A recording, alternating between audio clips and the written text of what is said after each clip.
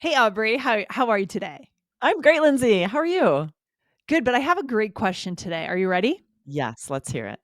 All right. So Aubrey, do you know anyone in your life who is long-winded?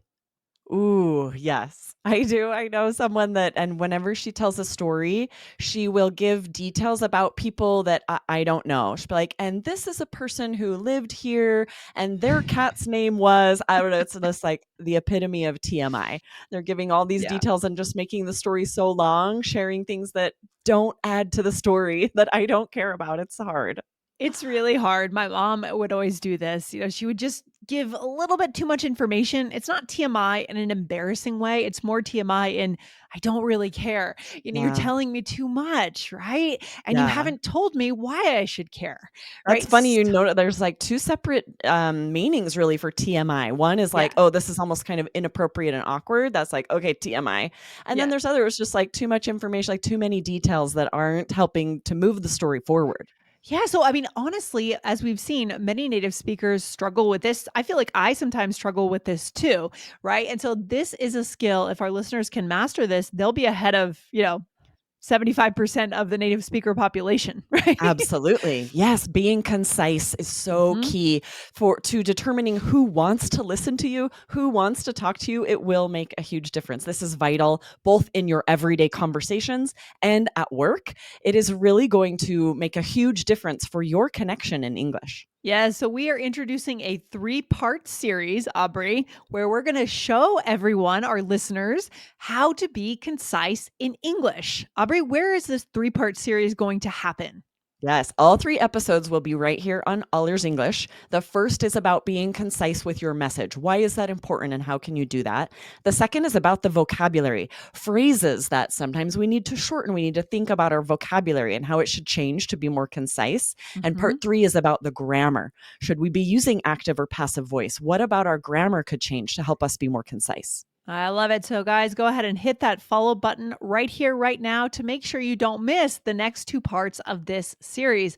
This might be the single most important series of podcast episodes you listen to all year because this impacts our career success, our social circle, right? Absolutely. Yes, I Mhm. can think of people that if they were more concise when I talk to them, Mhm. I would be more proactive about trying to spend time with them.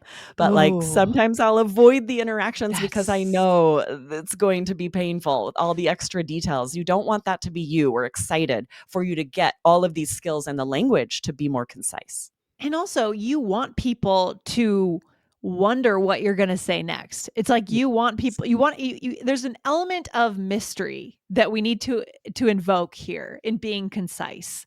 And it's absolutely. super high level, but we can do this. When you are concise, you're a little mysterious, which people love mysterious people, right? They love Yes. that. Yes, for sure, right? You don't want to have all this extra time and space and things you're saying that gives them a chance to be bored or dreading what you're saying next. We want the opposite. We want that Yes. little bit of mystery, building up intrigue and being concise so that they're excited for what comes next. That's so true, Aubrey. I love it. Well, I think our listeners are ready and fully prepared. So, in this part one today, going into the message, and it looks like we have three strategies. Let's get started Exactly. with number one, Aubrey. Yeah. So the first is to plan ahead, especially when you are speaking in a second language. There is so much that you can do ahead of time, right? It's Mhm. always easier to be concise if you've thought about your message or your story ahead of time, whether Yeah. it's a presentation at work, you're running a meeting, or you're just telling someone a story, something interesting that happened to you. If Yeah. you've thought about it ahead of time, which details you would share, what you would maybe exaggerate, you'll be able to be a lot more concise. Yeah, and just to be totally clear, this is not the same thing as rehearsing, right? I know a lot of our No, listeners want to good become point. more spontaneous and not have to rehearse. This is not that. This is more like you're kind of outlining the broad strokes of what you want to cover, what you want to say, right, Aubrey? Exactly, right? Because the more spontaneous a story comes up, for example, the more it might be difficult to know how I would start and what exactly I would share. Yeah. So I'm not talking about scripting typing something out and memorizing it, not at all. But I'm No. thinking about if something interesting happens to you and you're thinking, I'm going to tell people this story. This is a Yeah. great story. Absolutely plan ahead. How should I start it? What speech should I narrate? What exactly should I share? Which details should I leave out? You want to think about that in advance. Yeah. What details would matter for the audience? And that is the Yeah. first piece, right? Knowing the audience. Who are we speaking to? Right. Exactly. You might tell this story to many different people. And you might think about how would I tell it to my mom versus a friend versus my boss? It will change depending on your audience. It's so true. So, some things we could do here, Aubrey. Could we record ourselves speaking? Do you mean ahead of time to practice or after we've told the story? Or, I mean, you have options, right? But anytime you're thinking ahead of what you might say, you're Mhm. not working from a script, but why not practice telling a story in a fun way? Yeah. Record yourself and then listen to it. Where could I be more concise? What details maybe should I have left out? Should I have started it differently, right? This wouldn't hurt to just think through like, this story could maybe hit differently. And we have this trial and error when we're telling a story or even at work giving a presentation where Mhm. the second time we're like, I could have done this so much better the second time, or next time I tell it, it'll be better. Why not have that first time be alone by yourself, recording it, see what you would Mhm. change?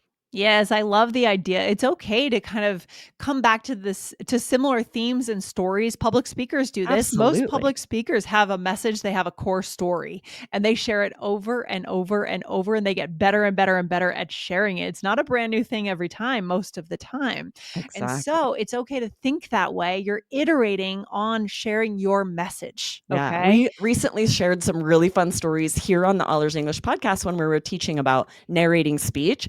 Those Mhm. stories I have told many times. The Yeah. one of the woman who had been in a car accident was all bloody in the fog on the Ah. mountain.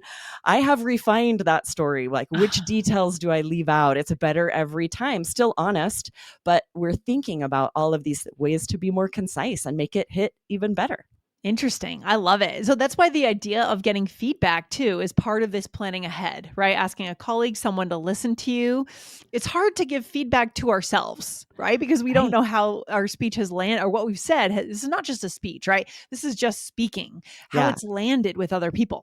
And it Okay. doesn't have to be formal, right? If you Yeah. tell a story to someone that you know well, a Mhm. friend or your mom, gauge their reaction. Were they interested? Did their eyes glaze over and they got a little boring at certain details? That is going to help you know what Yeah. maybe should be left out. And then when you Yes. tell the story next time, you'll be able to adjust. So you're getting that feedback from social cues. But if it's Mhm. someone you know you well, you could also ask them, right? Do you feel like there were details that I could leave out? Because I'm going to tell so and so this story later. Yes, I love it. So the first tip in terms of our first part of this series, the message is kind of acting like an artist. I don't know. Do artists, when they paint, do they sketch out first what they're going to create? I'm not sure. Just Usually, yes. outline, I know my probably. brother and my father are both oil painters, and Yeah. they sketch out the Okay. general outline, whether that's Okay. trees or buildings. And Yes. often, my dad does something really interesting where there's like a tiny hole in his paintings with a pin, and then it Oh. has a string, and he like uses the string to draw lines so that the perspective is Oh, correct for like a city interesting. street. Okay. So a lot of that, yes, they're planning ahead the subject and where generally things should be, just like we should for our Mhm. message. That's the first, and I love that first tip. And there is more we can do, though. That's not the only thing. Aubrey, what else can we do to make sure the message is on point? Our second tip is to give import to your message. You want to Mm. lead with a hook that tells the person you're going to talk to how what you are going to say will benefit them or why they're going to want to hear it.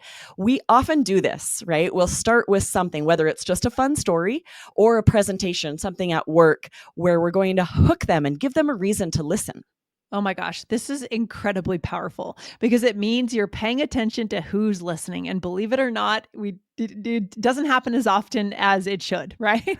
Right, it's um, true, but when it yeah, does, I notice. It's powerful. My ears yes. perk up. I'm like, "Okay, you have my attention." Yeah. So, what does this sound like, Aubrey, in terms of phrases? What would we Yeah, so say? for Yeah. example, you might say, "This is something you won't want to miss." And imagine how this could be useful for if you're selling something or just if you're telling a fun story, right? All of these phrases, depending on you're going to tweak them, you're going to adjust them a little depending on your message, but they're all pretty flexible here. Yep, I love it. And eventually, this is going to become a habit, and we're going to automatically think about the audience, right? Here are some other things we might say. You're going to be excited to hear this. right? Yeah, or you're going to be interested in this, or Mhm. I think you're really going to want to hear this. And imagine how if someone says that, you're going to start listening more closely, you're going to be interested, and you don't want a false promise. You're not going to say something like this and then say something very boring that's not exciting for them, Right. right? It will Yeah. be like something interesting that It'll you follow force this. you to make sure you're saying something interesting for them. I really Exactly. like to say, I think you'll really resonate with this. Let me tell Yes, that's you. good. And this came up in our open conversation club. A really nice challenge for our students in open conversation club is they have an opportunity to come back to the main room after breakout rooms, and they can raise their hand and summarize what was said. But occasionally someone will summarize something outside of the core topics of the day. And what's needed there is to Mm. show us what this means to us. We need that context. And so, what I recommend to students, we'll see who's listening, right? If you're going to share something from outside of all the questions everyone was discussing, tell us why it matters to us. I think everyone on this call will understand what I'm saying, or they'll resonate with this, or they'd like to hear this, right? Absolutely. If you Mm-hmm. use a phrase like that and tie it into what was being said, then Mm-hmm. not only is that a way to be concise, it's a way to make sure that we're all still interested. We're all still on the same page. Yes. Or we can get creative here. I wonder if this has ever happened to you. Let me tell you what happened, right? Mm, There's yes, endless possibilities, but so important to pull people in. They'll perk up their ears and you'll be more successful. Okay. absolutely. And there are a lot that we use if something is more like amazing or crazy, like you're Mm-hmm. never going to believe what happened, right? When we're Mm-hmm. telling a story, we might almost exaggerate a little bit to have more interest. So it really depends on the situation, but you want to say something that gets them excited for what you're about to say. Yes. What else do we need to know today, Aubrey, in terms of the message? Yeah. So this number 3 is what we were talking about at the top of the episode. Yeah. Avoid TMI, right? Give only the most important details or background information. There will be a lot of things that you could say that you don't need to. They don't help the story. They might make your listener lose interest. So you just want to share what's most important and vital. Yeah, Aubrey, I mean, this is so human. I was just moderating a panel on Wednesday about podcasting, and Mm. I was the moderator, but I was also sharing ideas and chiming in. And I noticed at one point it had gone too far, and I just kept going and going and going. And I knew it was happening. It was like a train wreck happening. Totally.